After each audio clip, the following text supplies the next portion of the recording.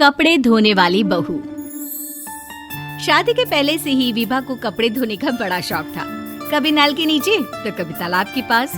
अरे मेरी नीली वाली लुंगी नहीं दिख रही है। विभा की अम्मा कहाँ रखी है लुंगी? अरे वो तो विभा ने परसों ही धोकर रखी थी आपकी अलमारी में। देखो वहीं होगी। वो ना मैंने आज धो दी, मुझे लगा कि गंदी हो गई होगी। अरे कैसे गंदी हो गई थी? उसे तो मैंने पहना भी नहीं। हे भगवान, इस लड़की के कपड़े धोने की आदत से परेशान हो गया हूँ मैं। जितना तो घर में राशन नहीं आता, उससे कहीं ज्यादा डिटर्जेंट पाउडर का खर्चा है। इसकी शादी करवा दो, शादी जाए अपने घर में ही करे काम, फिर चाहे घर के कपड़े धोने हो या पूरे गांव के। हाँ ठीक बोल रही हूँ, देखता हूँ मैं कोई लड़का। वो दिन भी आ जाता है जब विभा को देखने लड़के वाले आ जाते हैं। लड़की मुझे अच्छी लगी। होने वाली सास कहती है, बेटी अगर कुछ पूछना है तो पूछ लो। वैसे तो हमारी लड़की बहुत ही शर्मीली है, जो बोल दो वो मान लेती है, इसे क्या पूछना होगा। अरे कैसी बात कर रही हो माँ, मुझे इन लोगों के घर रहना है, सवाल तो कई है। हाँ हाँ बेटा पूछ लो ना, क्या पूछना है। आप लोगों के घर कपड़े कौन धोता है? सास का मुंह बन जाता है। देखो अगर तुम ये कहना चाहती हो कि तुम्हें कपड़े धोने नहीं आते तो सुन लो, कपड़े मैं ही धोती हूँ, लेकिन तुम्हारे आ जाने के बाद मैं रुमाल तक नहीं धोऊंगी। चुप रहना भाग्यवान। बहू बेचारी घर आई नहीं, उसे डराना शुरू कर दिया।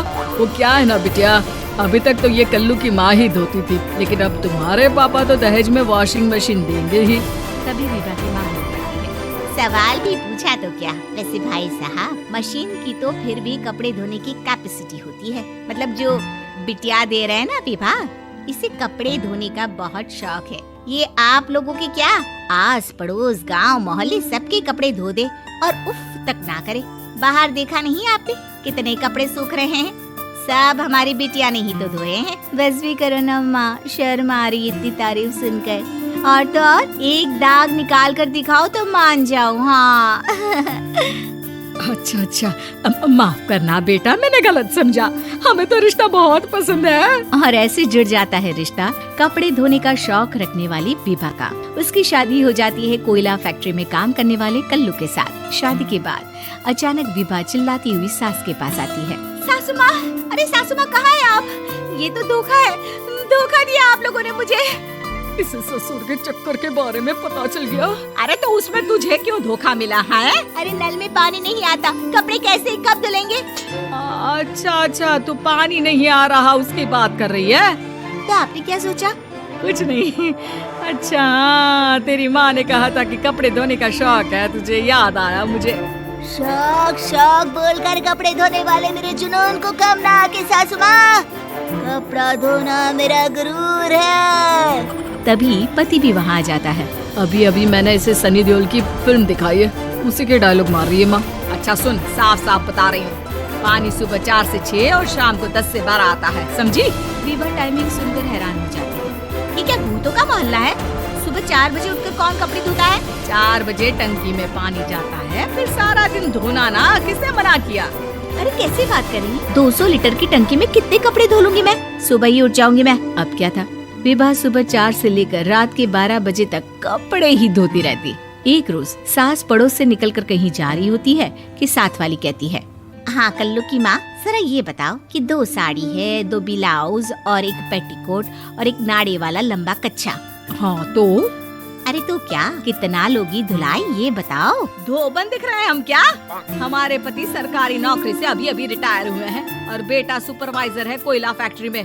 धोबन समझ रखा है हमें। हाय रे कल्लू की अम्मा, माफ कर दो, वो तो मोहल्ले में यही सब बता रहे थे कि तुमने बहू को कपड़ा धुलवाने के काम में लगा दिया है। सास को पड़ोसन की बात सुनकर गुस्सा आ जाता है। वो घर पहुंचती है जहां घर के बाहर ही इतने सारे कपड़े सूख रहे होते हैं जितने कि किसी धोबन के घर पर। अरे ओ कल्लू की दुल्हन, बाहर निकल।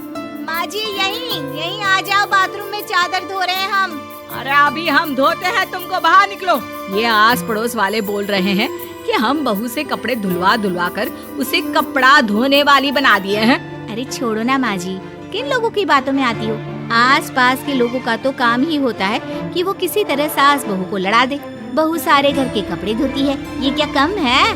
बोलिए। सास को भी लग जाता है कि वो बहू का ये सनकीपन नहीं छुड़वा सकती, इससे अच्छा है कि खुद ही चुप हो जाए। एक रोज सास और बहू मंदिर जाते हैं, जहाँ सास की साड़ी वहाँ खड़ी भीख मांगने वाली से मिलती है। माँ जी क्या बात है? आप आपकी साड़ी उस भिखारन से कितनी मिल रही है ना? हाँ हाँ देखो तो, दोनों की साड़ी मिल रही है। क्या बात है कल्लू की अम्मा, तुम खुद को तो अफसर की बीवी बताती हो और ऐसी सिंपल सी प्लेन साड़ी पहनकर घूमती हो। सिंपल और प्लेन नहीं है ये साड़ी। तो क्या सोने के धागे से फूल बने हैं? कुछ भी सासू माँ, कुछ भी। हाँ बने थे इस साड़ी में सोने के धागे से फूल। मेरे पति लेकर आए थे मद्रास से स्पेशली मेरे लिए 10,000 की। ताहे भाई साहब इस भिखारन के लिए भी सेम टू सेम साड़ी लेकर आए होंगे 10,000 की। सास उस वक्त तो कुछ नहीं कहती, लेकिन बहू के साथ घर आती है और अलमारी से एल्बम निकाल कर लाती है। ये साड़ी देख रही है, ये वही साड़ी है जिसे मैंने अभी पहना था। इस साड़ी में ये जो चमकदार फूल दिख रहे हैं ना, ये सोने के धागों से काढ़े गए हैं। लेकिन तू लोकल वॉशिंग मशीन ब्रश से घिस घिस कर सारे फूलों को निकाल कर साड़ी प्लेन कर दी। मुझे माफ कर दीजिए सासू माँ। और तो और, जब मैंने तुझे तेरी गलती के लिए कुछ नहीं कहा, लेकिन तूने तो सबके सामने मेरा मजाक ही बना दिया। क्यों? बहू को समझ में आ जाता है कि अब से उसका कपड़े धोना बंद।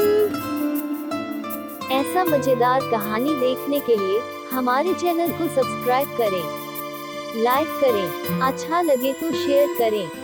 धन्यवाद।